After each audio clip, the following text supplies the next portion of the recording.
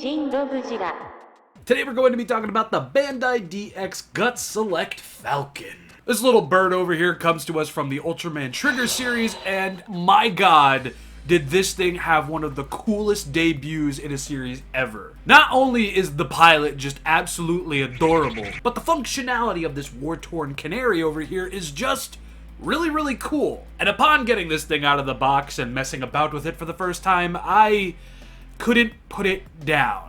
So let's just get to talking about it because I'm getting way too excited talking about it and not showing you stuff. Let's go! But before I do that, I have to be Georgina for a couple of seconds because I need to talk about the beauty of this box. Very simplistic. Shows you everything you need to know, everything that's included, which is just the ship, and it even tells you how to transform the thing right on the back.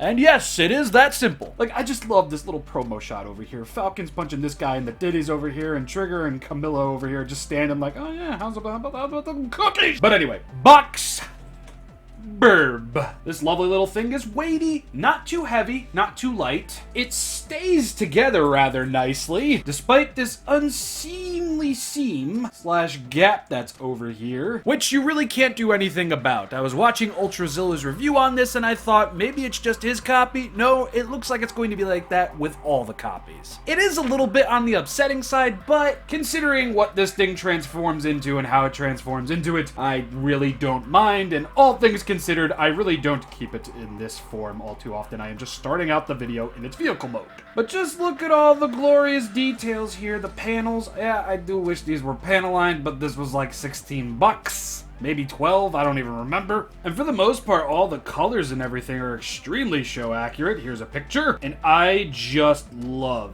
that Gut Select insignia on the wings. That is just so very badass. Future Rob here, interrupting past Rob for being a dingus and not filming this side by side. Look at these two things. It is wild.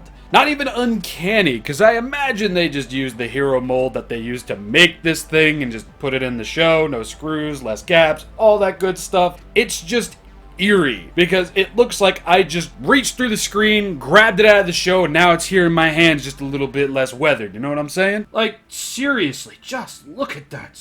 Oh, very good, yes. And take a look at these decals over here. They're nice and shiny, and they have like a nice little texture to them as well. Speaking of which, I hope you guys can see it okay, but that very same texture is over here by, I guess, some of the thrusters, and they'll actually be on the back engines over here as well. I don't know if that's just like a paint that was added or something, but you can see it kind of glistening in the light all along over here. It's very interesting and a very missable detail. Like, huh, y'all didn't need to do that, but you did it. And it gives a nice sense of depth over here as well. Good looks, Bandai. Flipping this adorable little thing over, you can see more panels with no lining in them, but they still look good. Got some screws here and there, and the transformation is just made all the more obvious when looking at this. And we also have some copyright info over here, but for the most part, the Falcon ship is quite awesome. And I forgot to mention that there's actually another Guts insignia over here on the fin. This one looks like it was printed on, not applied on, but it still looks good. Good on both sides, you could say. The paint on this is all pretty much solid. There's a few parts over on, I believe it was this wing over here, where the red's just a little bit spotty, but all things considered, and I really do mean that. Do you even know that? Like, can you see that? Do you even notice it, I should say? Do you even know that? I can't speak of the English, but yeah. Can you really even tell? And plus, there's these things over here. They look like they are to accommodate some kind of an add-on feature. Now, this might be part of another set that's going to be coming out at some time. I do think that big Gut Select airship that we saw earlier is probably going to be coming out, and this is probably going to attach under it like so, kind of like what it did in the show. But yeah, this thing's fantastic. Want to know what else is fantastic? She can zoom right into frame. And out of frame, holy god. The only thing I love more than this little aerial Dorito over here is its pilot, Himari Nanase. She's this calm, collected character, and then she puts on the VR goggles to control this thing, and she just goes all...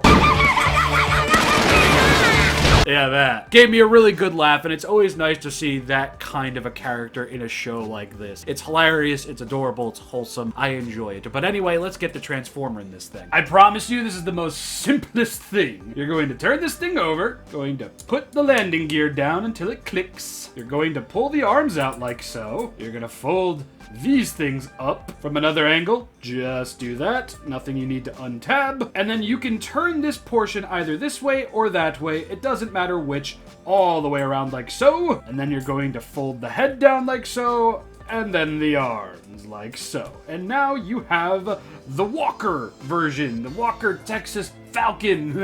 And this is honestly just like really, really cool. It's a simple transformation, as I said, but it really does have fun with the fact that it's a ship turning into a robot. You can still clearly see the ship within it, but you can also see that it's really just also a robot. I don't know. I like the simplicity of it. I really enjoy the fact that it's not like this overly intricate transformation to turn into an overly intricate robot. Soon. And yeah, I just had fun with this. After I got the hang of it after one try, it was just so much fun. Interrupting past Rob again because comparison. Bandai, why you're not doing this with Godzilla-based vehicles like the Super X or anything like that, be it this format or another, I don't know what y'all doing. Y'all missing out on money. Y'all could be printing money like Ultraman is doing right now. You're missing out. Look at this. 1-to-frickin-1! Just add the weathering. Get rid of the screw holes too, obviously, but God, that's just good stuff right there, man.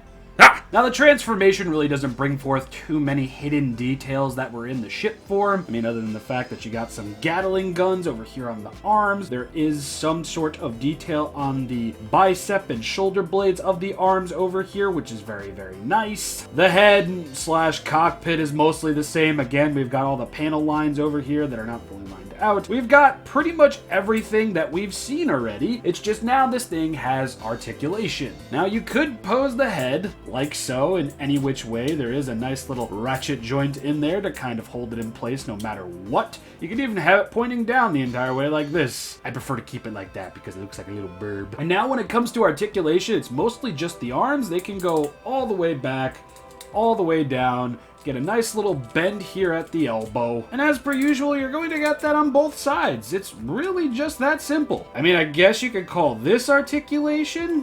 I don't know if that would really aid in posability because it's literally just doing that. It looks like it's going mantis style at somebody. And that's another thing. With this transformation being so simple, you can do things a little bit differently. Like you can have things like this and just put it down like that. And like, you know, just create up some different firing modes or different battle modes, something like that. You can even do something along the lines like this. I don't know why, but yeah, like why not? Like, I don't know. I'm just having a little bit of fun with this. And yeah, very, very, very simple. And if you look over here on the Falcon Dong, we have yet another clip-looking thing like we had on the top over here, further adding to my suspicions of there being an add-on for this figure.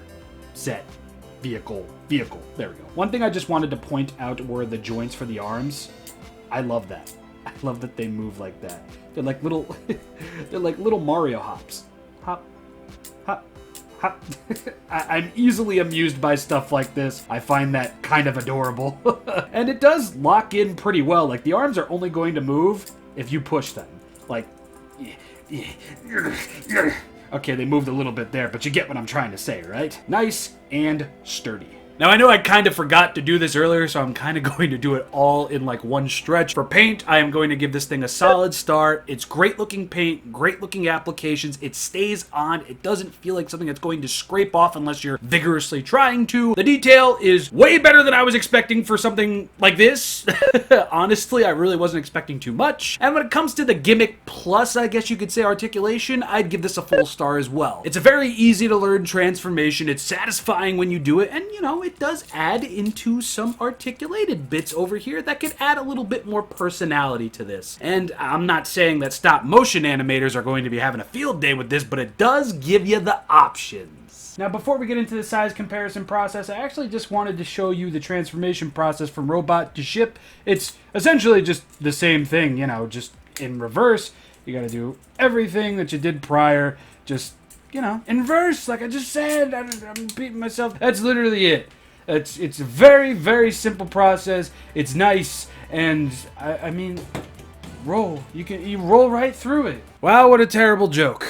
Now before we get into the standard size comparisons, I just wanted to do some comparisons from some screenshots from episode 3, just to see if this is mostly in scale with what we've seen. And looking at this screenshot over here, the ship is definitely a lot bigger than the standard 500 series figure. This is my 500 series Sky-type Tiga figure we have over here. And from this screenshot alone, yeah, definitely a little bit on the big side. Oh yeah, definitely on the bigger side. But I feel like this is a good size for this thing. If it were any smaller, I feel like you'd be robbed of what you paid, you know what I mean? Although the multi-type Ultra Action figure does kind of put the size at ease. While the height difference between the Ultra Action and the 500 version isn't too much, I feel it is just enough. But make no mistake, no matter the size of this little war-torn canary, you're definitely going to be getting your dollar's worth. Between the vastly impressive one-to-one nature of this little thing, and just how great it looks with other Ultra figures that have been released before this, and more than likely after this, I really can't see how this would be a loss to anybody. I mean, again, like, the amount of money you pay for it, how it looks, how it operates, it's just next-level stuff right there. It's great as a ship, but me personally, I just prefer it as the robot. It's a very unique design for that of a robot, and I've seen many robots in my day, some generic, some extremely memorable, and just seeing what this little thing can do in the show and what it can do as a figure, it's extremely memorable, and I just love the little arms with the Gatling guns, and I like that this sizes up with a few of the other figures from the 500 series a lot better than it does as a ship. It feels a little bit more on the right side in that category. And that's that. The Bandai DX Gut Select Falcon over here is, honestly, I would call this a must-own for Ultraman Trigger fans. I don't know if I would say hold out for a better version of this, because I don't know if a better version of this would get made, but if you come across it in your travels on Hobbylink Japan, Ami, anything like that, definitely don't let it slip from under your radar. I've seen this thing go in and out of stock way too many times, and I initially wasn't even going to get this. So believe me, I'm very happy that I have it now, and I'm very happy that they're kind of fluctuating more so into stock than out of stock. A full-on recommend for this lovely little Boyd. And before I start repeating myself, I'm just going to end it all here. Thank you all for watching. Patrons, thank you very much. Check out the social media, the merch. Join the ShinRobjira Island Discord page. And I will see you all next time for whatever the heck that'll be, because as of the recording of this, it is Monday, July 26th. And I imagine a bunch of videos came out before this one. So, see you with the next thing that I'm talking about, that I'm very confident in that I'll be talking about. Yeah. Bye.